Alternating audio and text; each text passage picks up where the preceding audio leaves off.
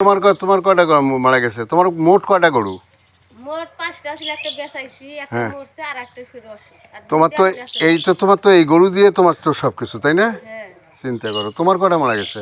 মোর একটা মারা গেছে। একটা মারা গেছে। কয়টা গরু তোমার? আছে হ্যাঁ, 7-8টা আছে। 7-8টা।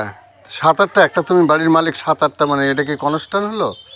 বলতে হবে 8টা না 7টা। আর খালেকের মারা গেছে একটা, খালেকের একটা মারা গেছে। আর হলো এখানে এই যে মোহাম্মদের একটা গরুর সিরিয়াস অবস্থা, আর একটা এই অবস্থা, আর আহমদেরও একটা অবস্থা, সাজুরটা। আমি হ্যাঁ, ওটা রিকভারি হয়েছে মোটামুটি। হ্যাঁ, ভিউয়ার্স, আমি এই চরকৃষ্ণপুর কুমেদপুর থেকে বলছি। এই গ্রামে এই বিশেষ করে নদী চরাঞ্চল এলাকায় এখানকার যারা বসবাস করে, যে সমস্ত মানুষ বসবাস করে, তার অধিকাংশ হলো কৃষি নির্ভরশীল তাদের পেশা। তাদের গরু এবং গরুর উপরে তারা বেস করে এখানে জীবন জীবিকা নির্বাহ করে। প্রত্যেকটা মানুষের বাড়িতে ছোট ছোট গরিব মানুষ এবং প্রান্তিক মানুষ যারা আছে, তারা 2-4টা করে গরু পোষে, এই লালন পালন করে। লাম্বার নামে এক ধরনের অসুখ, সেটা আমি সঠিকভাবে বলতে পারতেছি না, এই গায়ের মধ্যে, বাছুরদের গায়ে গোটা গোটা হয় এবং প্রচণ্ড তাপমাত্রা থাকে এবং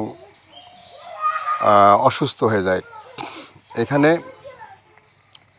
এই ব্যাপারীপাড়া গ্রামে প্রায় 4-5টার মতন বাচ্চা মিসিং হয়ে গেছে, মারা গেছে। এখানকার আমি নিজে ব্যক্তিগতভাবে যোগাযোগ করেছিলাম পশু বিভাগের সঙ্গে।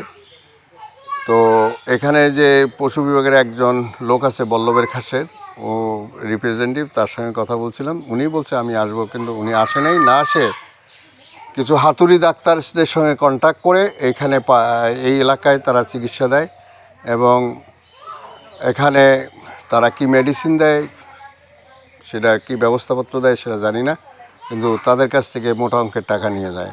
আমি এই বিষয়ে ঊর্ধ্বতন কর্তৃপক্ষ এবং উপজেলা প্রশাসনকে অনুরোধ করব, এবং জেলা প্রশাসনকে অনুরোধ করব, বিশেষ করে আপনারা যেন এই দিকটা বিবেচনা করেন।